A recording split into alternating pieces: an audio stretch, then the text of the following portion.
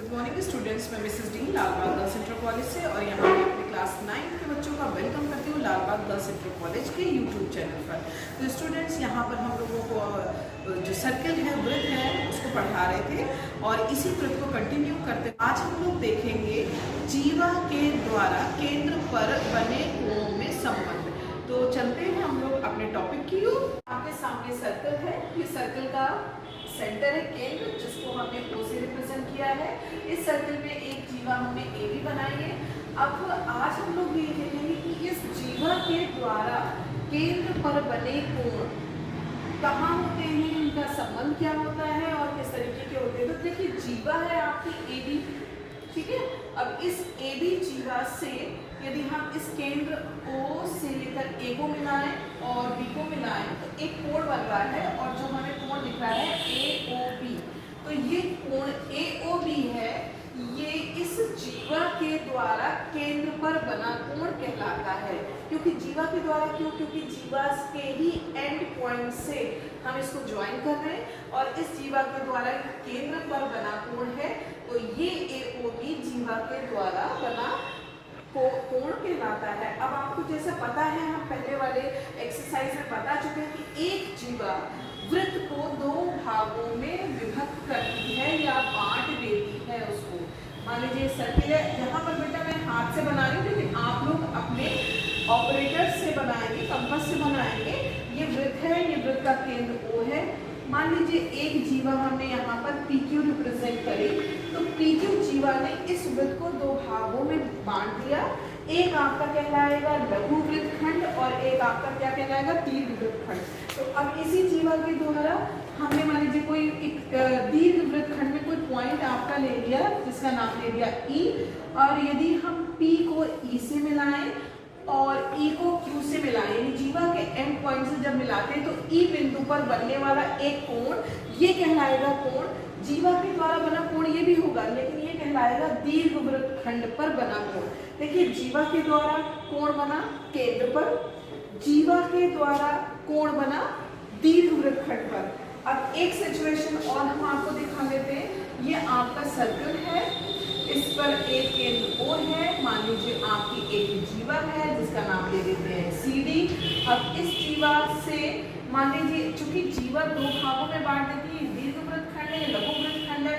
लघु वृत्तखंड पर आप कोई पॉइंट P ले लो और C को P से मिला दो, P को D से मिला दो। तो देखिए, P बिंदु पर भी बना एक कोण है, ये भी जीवा के द्वारा बना कोण है। तो ये जीवा के द्वारा जो बना कोण कहलाएगा, ये कहलाएगा आपका लघु वृत्तखंड पे बना कोण। तो जीवा के द्वारा हमने तीन तरीके के कोण देखे, केंद्र पर बना कोण, लघु वृत्तखंड पे बना कोण और दीर्घ वृत्तखंड पर बना कोण। तो स्टूडेंट्स, अब हम लोग देखेंगे प्रमेय। यहाँ पर आपको हम दो बातें बताएंगे कि वृत्त की जब जीवाएं बराबर होती हैं तो उनसे द्वारा बने कोण केंद्र पर बराबर होते हैं, और दूसरा हम इसी का विलोम बताएंगे कि जब केंद्र पर जीवाओं के द्वारा केंद्र पर बने कोण बराबर होते हैं तो जीवाएं भी बराबर होती हैं। तो सबसे पहले देखना है कि वृत्त है जिसमें आपको दिया गया कि वृत्त का केंद्र है, दो जीवाएं आपको दी गई है, क्योंकि कह रहा है कि वृत्त की बराबर जीवाएं। बराबर जीवाएं मतलब है, यदि आपने दो जीवाएं, दो ले लीजिए, आप तीन जीवाएं भी ले सकते हैं। AB एक जीवा आपने ले ली और दूसरी आपने बना ली जीवा CD। ये दोनों आपस में बराबर है, दिया गया है। तो वृत्त का केंद्र O है, AB और CD जीवाएं आपस में बराबर है, ये आपको गिवन है। लेकिन आपको प्रूफ क्या करना है, सिद्ध क्या करना है? प्रूफ केंद्र पर बराबर कोण बनाती है। तो देखिए, जीवा के द्वारा, इससे पहले बताया कि जीवा के द्वारा बना कोण केंद्र पर कौन सा है? O। अब चूंकि O पर आपके दो एंगल्स बन रहे हैं, इसलिए पूरा आप नाम दोगे, एंगल O नहीं बोलोगे, क्या बोलोगे? Angle AOB। और जीवा CD के द्वारा बना केंद्र पर कौन सा कोण है? Angle COD। तो सिद्ध करना है हमें एंगल AOB यानी ये वाला कोण और एंगल COD आपस में क्या होंगे? बराबर होंगे। अब हम इसकी प्रूविंग शुरू करते हैं। प्रूफ कैसे करेंगे? सर्वांग समता हम यदि सिद्ध करा देंगे। सर्वांग समता मतलब है कि यदि एक त्रिभुज के सभी अंग दूसरे वाले त्रिभुज के अलग अलग बराबर हो तो आप कह सकते हो कि ये कोण बराबर होगा ये कोण के। तो शुरू करते हैं। तो हम दो त्रिभुज हमारे सामने, त्रिभुज AOB है और दूसरा त्रिभुज है COD। देखिए स्टूडेंट्स, यहाँ पर हमने जब दोनों त्रिभुज AOB और COD लिए हैं तो इनकी सर्वांग समता सिद्ध करनी है हमें।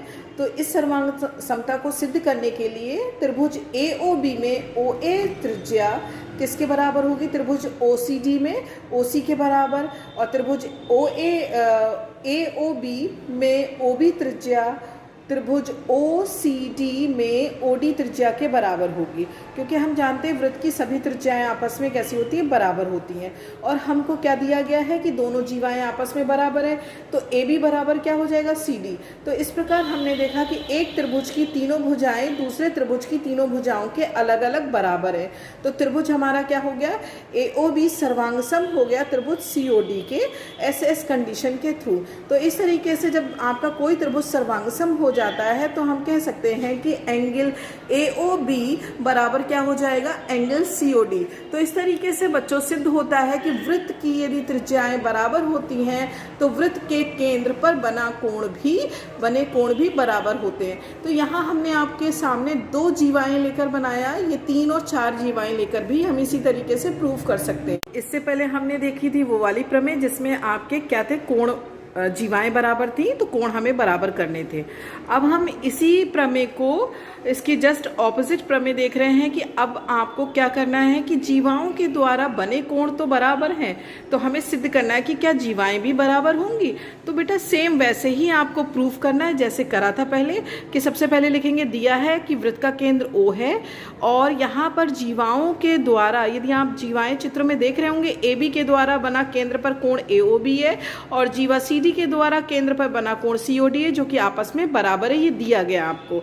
सिद्ध क्या करना है कि जीवा AB बराबर CD के है। सेम वही चीज़ है कि एक वृत्त में बनी त्रिज्याएं आपस में बराबर होती है। तो सबसे पहले हम एक त्रिभुज की OA त्रिज्या और दूसरे त्रिभुज की OC त्रिज्या के बराबर कर देंगे, और केंद्र पर बने कोण बराबर हैं क्योंकि ये पहले से ही दिया जा चुका है। और एक वृत्त की, एक आपके त्रिभुज की OB त्रिज्या दूसरे त्रिभुज की OD त्रिज्या के बराबर है क्योंकि ये भी वृत्त की त्रिज्या है।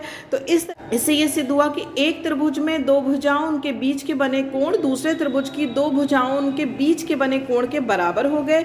तो त्रिभुज आपका क्या हो गया? सर्वांगसम हो गया। तो इस प्रकार हमने लिख दिया कि त्रिभुज AOB सर्वांगसम है त्रिभुज COD के। तो इस प्रकार सिद्ध होता है कि जीवा AB बराबर किसके बराबर होगी? जीवा CD के। तो स्टूडेंट, जहां तक समझ लगता है कि आपको समझ में आ रहा होगा, और इससे रिलेटेड आप जो भी एक्सरसाइज से प्रॉब्लम्स होंगी वो आप सॉल्व करिएगा। जो ना समझ में आए तो उसे व्हाट्सएप ग्रुप पे हम लोग डिस्कस करेंगे। फिर जल्दी ही मिलेंगे हम लोग नेक्स्ट वीडियो के साथ।